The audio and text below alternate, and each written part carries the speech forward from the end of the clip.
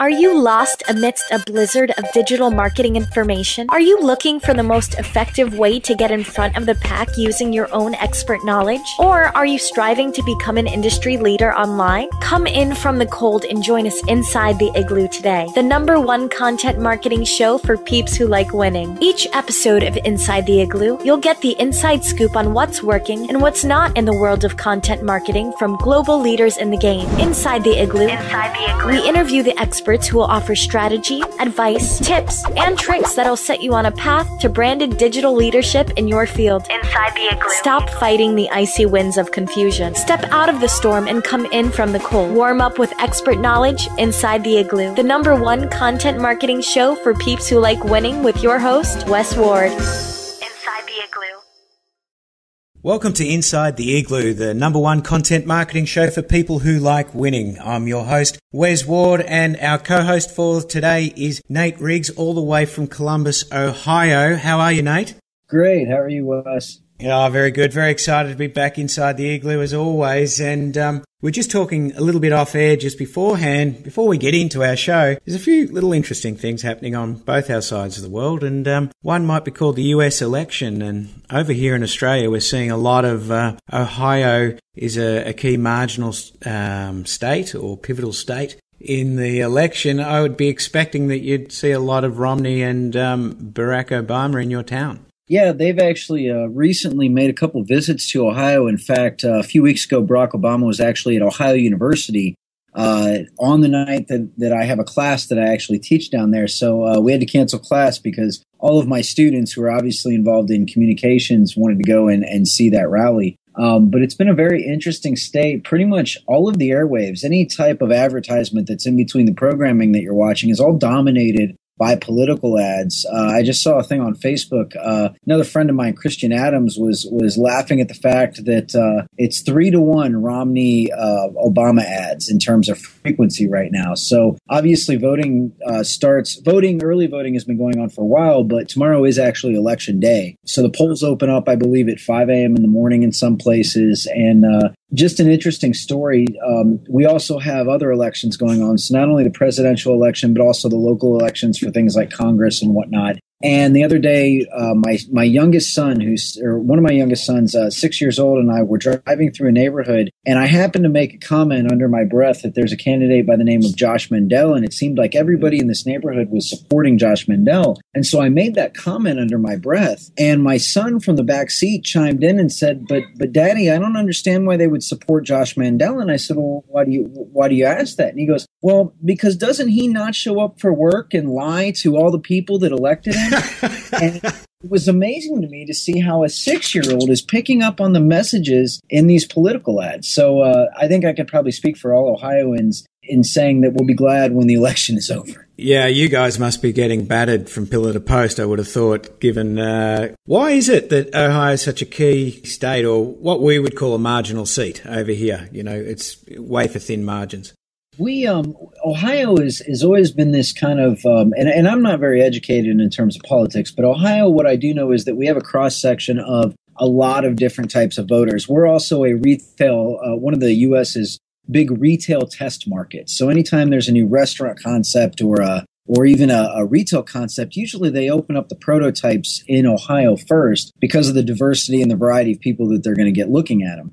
So I have to imagine that also plays into the fact that, all the candidates are very much focused on Ohio as a swing state. Right. Swing state. That's the word that you use. So that means that any sort of incremental trends or anything that's noticed in Ohio will probably be rolling out across the states in due course, whether it's 5 years or 10 years or whatever the case may be. Yeah, that usually is the case.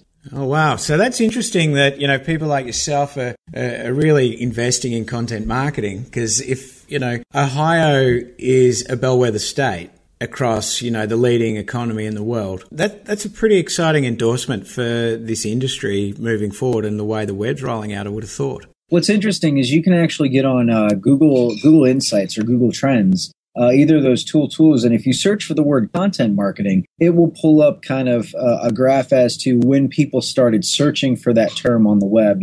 And Google search queries are oftentimes an indicator of different types of memes and movements in various parts of the world. But if you scroll down on that graph, you'll notice that Ohio really is kind of the birthplace in terms of the idea of calling all of this content marketing. And I do have to give credit to, Joe Polizzi and his team at Content Marketing Institute up in Cleveland, Ohio, for really being the driving force behind what I think is driving a lot of the now global interest in the idea of content marketing.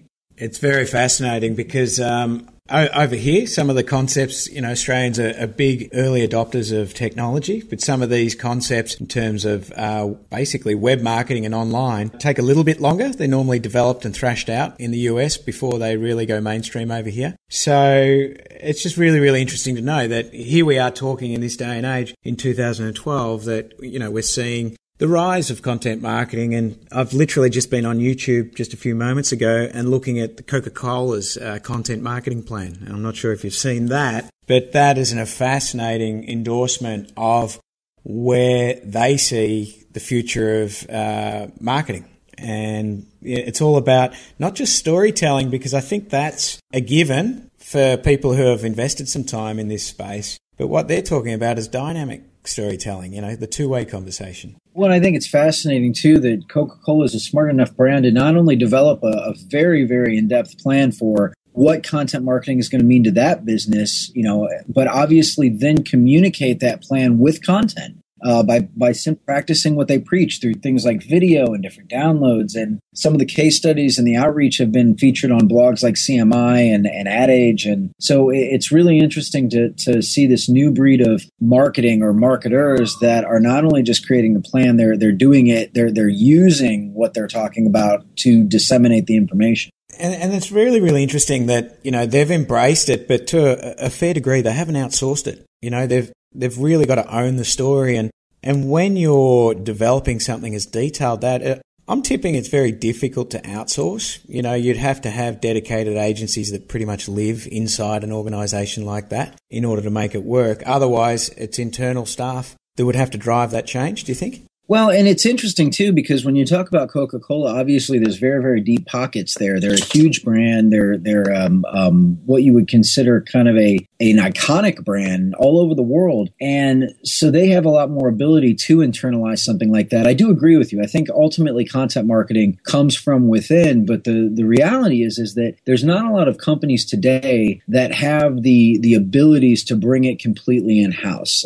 Depending on, for most small businesses, content marketing is going to come from within because they don't have the money to outsource it. And that's going to limit them on what they can do with content. But when you look at the middle tier or even up to larger companies, a lot of times content marketing teams inside of companies may be a content marketing manager or somebody who's tasked specifically with that. And then they don't really have any support staff inside. So a lot of what I'm seeing is that these directors of content marketing or chief content officers are oftentimes then developing the strategy internally and depending on agency partners to help them execute. Yeah, and that would make perfect sense because, sometimes it's just the lack of resources or the lack of skill sets. They need help. It's not a lighthearted strategy or task. I'm finding, not only for my own brands, but I'm doing it for a client right now, is that the planning is critical because you just cannot invest time creating amazing content just to find out it falls flat or it just doesn't know where its place or purpose is.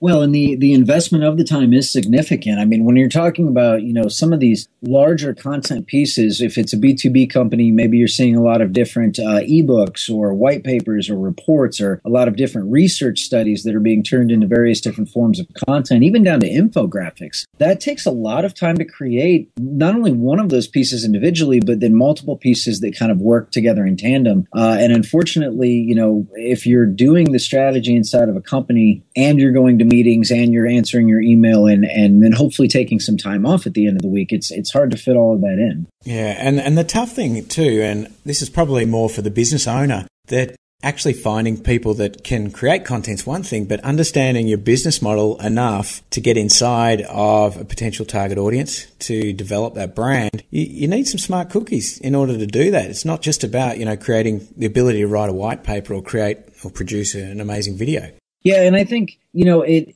from the tactical execution standpoint, marketers are very, very familiar with that. But what's changed is really this mindset that is moving us away from the 4 Ps of marketing, what everybody's kind of been classically trained in, to a much more softer sell, a much more, every piece of content is meant to keep an audience attention and compel them to come back rather than to actually make the purchase decision. That's where I think the disconnect is that a lot of marketers are having to relearn their trade because of how technology and the internet and even offline, vehicles have affected how marketing works. Well, I think you're 100% right there. It's more, I remember reading a book called Emotional Intelligence. Now, I've forgotten the author's name, but basically the concept is that if you're depositing in the emotional bank each time you have an interaction, and always giving and giving, that eventually when the time comes to make a withdrawal, you're so far in credit that someone, the person, the organization would happily, act on your request. And this is where I'm seeing strong aspects of content marketing, where if you're putting out something that's of value and relevant to the target audience without a call to action, without anything other than to help educate them about whatever you're talking about,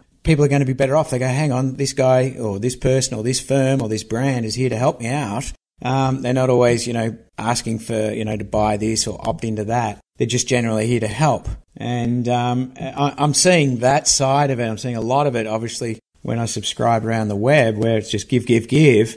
But it's also subconsciously that brand awareness, I think, is where it's at. And I'm pretty sure Coca Cola would be quite aware of that. Yeah, and I think, we had this conversation with my students the other night in terms of what is the objective of content marketing, and I really do believe it is creating that top-of-mind awareness. The one thing that we've learned over the years as marketers and even as salespeople is that we do not have the ability as brands or as businesses to create the need to buy within the buyer. If somebody doesn't need to buy a service or a product, they're not going to do it. But content marketing and that very soft sell of just here's the information, let's educate you, creates the top of mind awareness that when the consumer or the business does have a need to buy, your brand is positioned right away as one of the very first choices in the decision set. Now, mind you, that doesn't automatically guarantee the sale. There's a lot that needs to happen in between point A and point B, but at least using content to position yourself as part of the decision set and then letting the rest of your more traditional marketing and salespeople kind of close the loop on the deal, I think is going to make a big difference for a lot of brands going forward, Coca Cola included. Absolutely. Well, one of the things that I noticed last year in 2011, talking with clients, is that they're always worried about,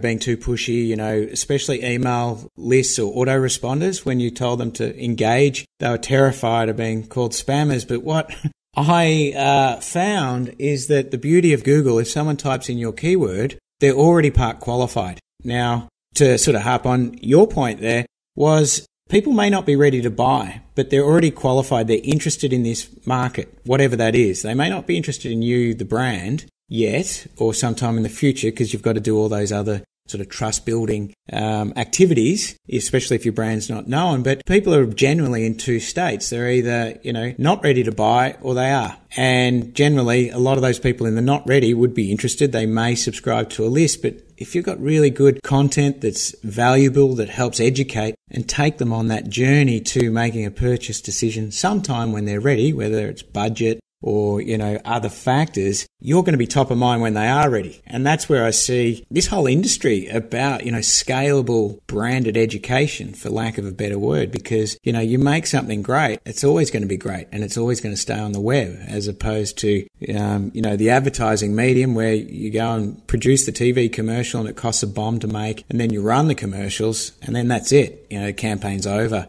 Whereas this is what's fascinating about the content production side of it, I think, is that, it lives on forever. You could still be getting leads, still be getting hits from videos that were published 3 years ago. I think that's awesome. Yeah, no, I agree with you there. And I also think, too, just the idea of producing that content and winning that top of mind awareness Also creates a much deeper opportunity for referrals. Absolutely. A certain blog subscriber or somebody who subscribes to your podcast may not be ready to buy on the moment, but it's very easy to forward to a friend or to share something on Twitter or, even via like direct message. A lot of times I get really good referrals on, content about email or something else. If I have a certain question, somebody will send me a direct message and say, hey, you ought to check out this blog. And that's really the starting point for me to learn a lot about a new company or a new consultant or agency or what have you. Absolutely. And that's the beauty of the web. And that's, I think, where the social media side of things fits in. I'm sort of coming to grips with the concept that social media really is a subset of this content marketing approach. It's as much about the distribution as it is the two-way conversation, but you've got to feed it. It's sort of like fuel for the car. You've got to put something into the system in order to make it work. And the referral side of it is just amazing. We have done an amazing job so far and barely even touched on the topics that we were going to talk about today, Nate. And that was trends in content marketing. And there was a post by the Content Marketing Institute during this week by Joe Polizzi, and it was about content marketing trends. Now, I'm just going to pull up the web page right now, and the headline was Failed Content Marketing Predictions Revealed. And have you read that? Have you seen that during the week? On your reader feed? Not seen that. I've seen it on my reader feed, but I've not delved into it too deeply yet. So I'm pulling it up right now as well. Okay. Well, we'll both read from the same script. But basically, Joe's published something the other day, and he looked at some of the predictions from some well-known content marketers across the web. The first one was Anne Handley from Marketing Professors or Marketing Profs. Do you know Anne, just by curiosity? I do know Anne. She's awesome. I love a lot of the work that she's done, particularly with her book with CC Chapman. So yeah, Anne's definitely one of the juggernauts in the industry. Is she from Ohio as well? No, I don't think she's from Ohio. You asked me too quick. I'm not sure exactly where it is. From the East Coast, surely. Isn't that where the spine of content marketing is generated out of the States? Absolutely. Well, and it's really a greater community that has kind of hovered around Joe and the work that they're doing at CMI. So Anne's been very, very involved with that from the beginning. And obviously, having marketing profs behind her, helps to not only let her create some great content, but really put some meat behind that content as well. Yeah, absolutely. Well, this was her prediction, and Joe's absolutely 100% behind it. And I'm just quoting, an increasing number of journalists find themselves out of work at traditional newspapers, which continue to struggle with sustaining their business. Stop. Good news. The writers can find a home as content producers and content managers on the corporate side in the companies of all shapes and sizes. Basically, she's saying that the death of the newspaper is the opportunity for those refugees, and content marketing is a way to help them become publishers on behalf of companies. Yeah, and I absolutely agree with her on that. I think she's spot on. At the end of the day, you've hit the nail on the head in that they are becoming brand publishers for companies. Now, a lot of journalists don't necessarily have the education around the 4 Ps of marketing that we talked about. And I think that's almost to their advantage because they don't have to relearn a new set of behaviors. They come from a background where it really is about getting the story, telling an accurate story, trying to be unbiased with that story, and doing things like hitting deadlines and obviously all the background that goes around with publishing things on time and getting them out. The other thing that journalists are very good at is that it's a continuous frequency, meaning that if you're a journalist, you're not just publishing 4 things a year. You might be publishing 5 or 6 different things a week. So learning how to keep up with that frequency and hit those deadlines and then move on to the next piece is, I think, something that's going to benefit a lot of marketing departments going forward, because that's one of the biggest shifts I've seen is that these brands that maybe used to do 1 or 2 pieces of content, whether it was white papers or whatever per year, are now in a situation where they have to increase that substantially in order to just compete and stay visible against their competition. So journalists are already of that mindset, and I think that's a huge benefit for brands. It's interesting. I was up late last night, and one of the senior journalists in the Australian media landscape, Mark Colvin, who is a radio journalist for the Australian Broadcasting Network, the ABC, and it was a keynote lecture, and basically trying to give inspiration to the journalist and print media industry and his experiences of integrating old media and new as a radio host, and what was working and what was not. By the end of it, he couldn't provide a prescription or other than to say, keep doing great work. And it's just interesting that there is this leading edge that we are sitting in right now that would say, hey, PR agencies are going to find themselves in trouble. Ad agencies are going to find themselves in trouble if they don't move into this space. And here is a resource base, the journalists, that are basically getting made redundant. If you look at, I think there's a website called newspaperdeathwatch.com, and it'll list all the different papers that have gone broke or are about to go broke. And it's just really, really interesting that even that industry hasn't quite joined the dots yet. And I think there's going to be a great era of first round consolidation where agencies that aren't doing anything and journalists who aren't doing anything, there's a big opportunity there to join the dots and start to produce amazing content. Because if you look at these newspapers, their business model is selling ads, which is de facto selling products for other people. If those journalists were actually working for the company and talking about it, they've already just reduced one step in the whole value chain right there. I think the journalists who see this and reinvent themselves straight away are going to do really, really well. Oh, absolutely. Well, and it's interesting that you bring that up, because the idea of we're coming out of this advertising mindset that's dominated the last 50, 60 years. And yet without content, even if you look at television or radio, without the actual content, the shows and programs that we watch, none of the networks have any value for ads. The advertising isn't worth anything unless the eyeballs are on the content. And journalists have always been focused on keeping the eyeballs on the content, particularly some of the more popular columnists who have people tuning in, reading their column, every single week or every other week. And they've built this audience that ultimately has an affinity for that particular journalist. And I think we're going to see more of that too. I think we're going to see brand journalists kind of rise up and become the voice of organizations. Whether or not that's cool with the PR department is yet to be determined. But if the brand journalist is creating their audience, then that audience is automatically going to have an affinity for them and going to be willing to move when they say move. Absolutely. And I've always worked on the theory, and it doesn't matter which industry I've ever been in or where it's at, is the person closest to the consumer wins. Okay, whoever's got the direct line with the audience, whether it's a supermarket, where the consumer comes in, they are always the one that command the highest margins. They're the ones that dictate downstream to the, backward integrating what the rules are. And you see it across the world. And I just look at this with columnists, that start to turn themselves into celebrity brands. Over here, there's for the upper echelon of journalists, they're actually cross-media. They're not just talking, in their column. That's their vehicle in their, the National Daily. But then they'll have a TV show. Then they've got their blog post as well. And they're creating all these different mediums, but ultimately building their brand. So they've got a lot of power and value if a rival television network or newspaper says, hey, we want you to come work for us because we know you're bringing a massive audience with you. There's a lot of value in that. And I'm just going to see more and more of that, but it's actually going to translate into online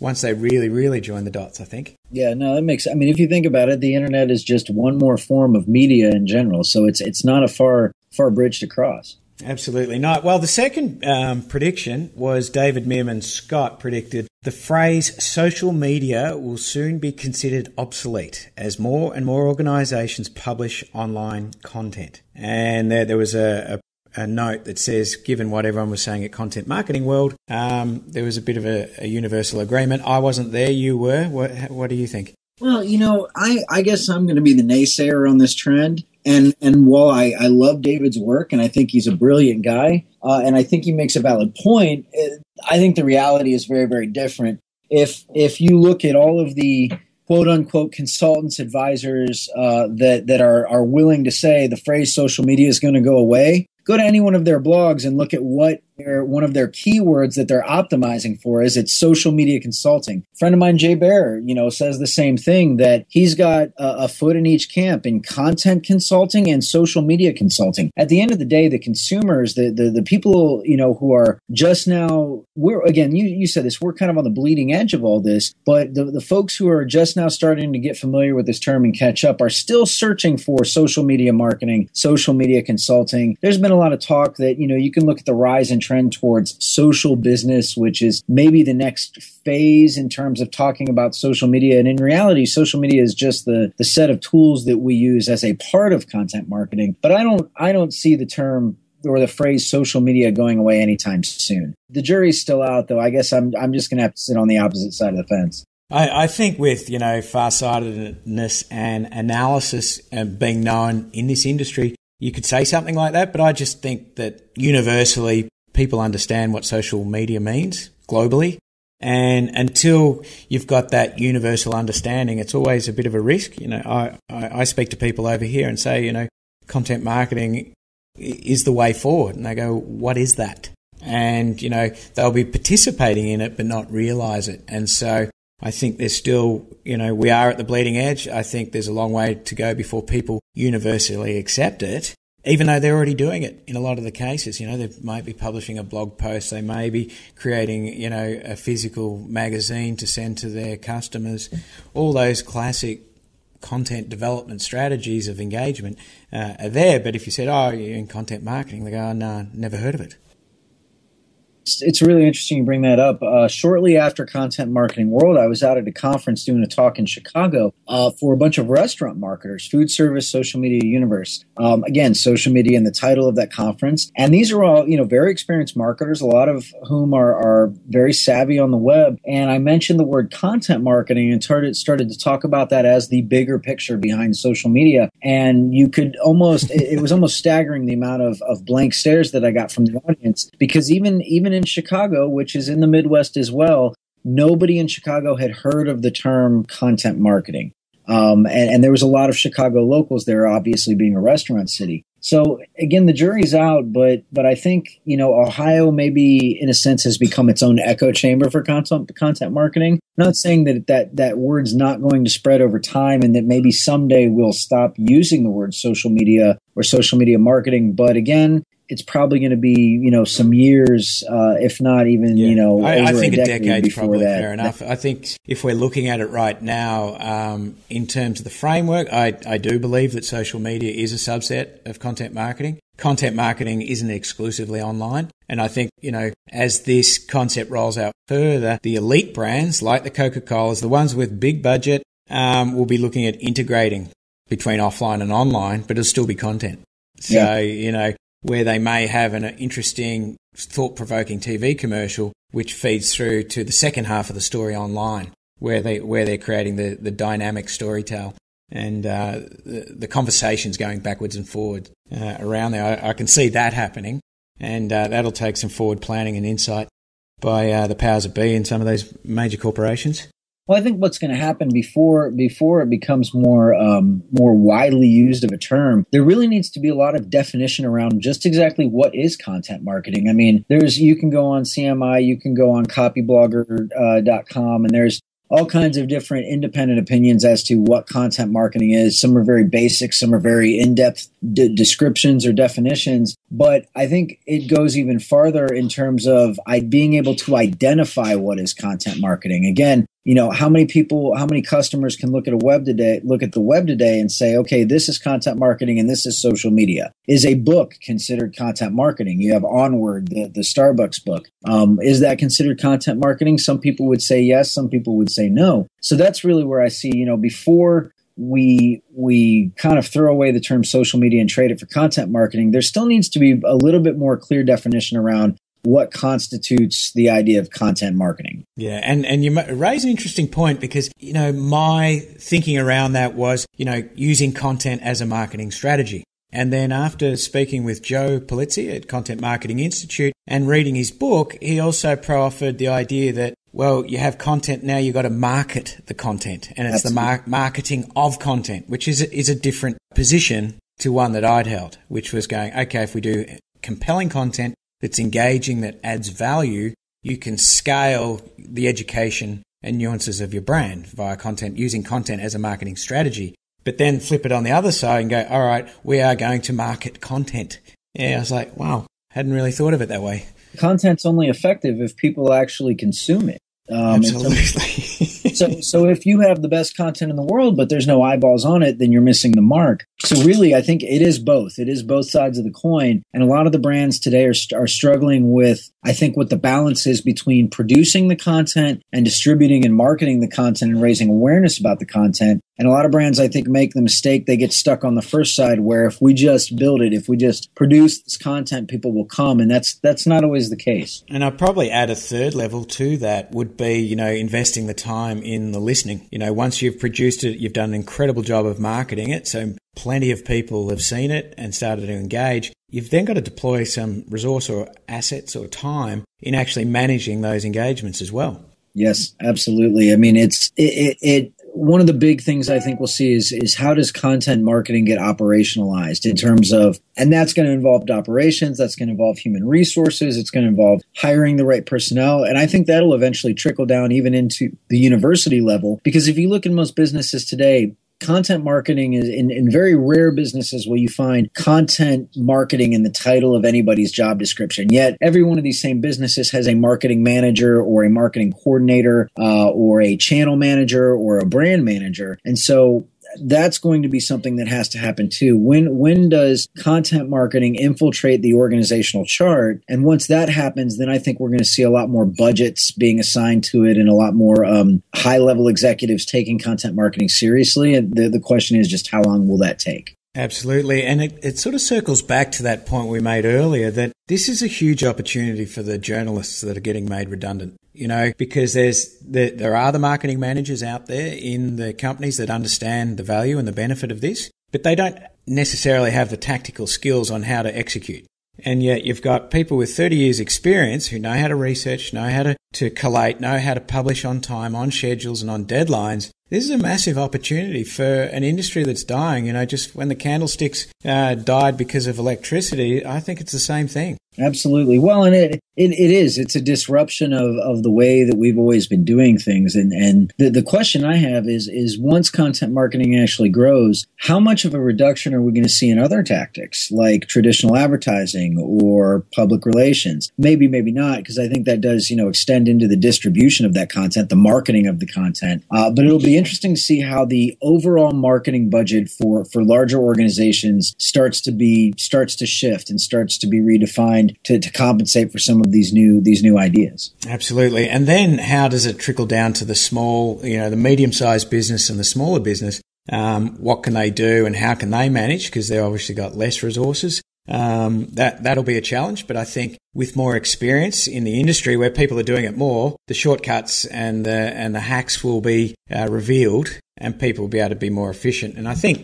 the leading edge guys who know that they've got to produce content will just get smarter and quicker or know where to outsource or know who to speak to and follow, podcasts like ours and to get tips and tricks. I think it's an exciting time. And we've gone for 40 minutes and we've hardly even touched on what we're going to talk about today, which just shows how big this whole environment is going to be. So what I think I'll do, we might wind it up for today and just have the remainder of this conversation next week, Nate. It's been absolutely fantastic. I think it's really, really high value. I'm looking forward to reaching out to a couple of the people that we spoke about today, and in particular Mark Colvin from the ABC, because I think this is really, really relevant to an industry that's dying at the moment because of the disruptive work of the internet. And I think that'd be the same across Europe and Asia and obviously North America. Yeah, we definitely, it's a very exciting time to be in the field of marketing in general. And again, I want to thank you for having me today, Wes. Really interesting discussion. Enjoyed this talk. Absolutely. Well, thank you once again, Nate. You've been inside the Igloo. If you would like to get the transcript of this podcast, go to contentigloo.com where you'll see the button for the episodes of Inside the Igloo. My name is WesWard. Thanks for listening. Bye for now. You've just been Inside the Igloo, the #1 content marketing show for peeps that like winning, with your host, WesWard. For more information about leading your market online, visit Content Igloo at www.contentigloo.com.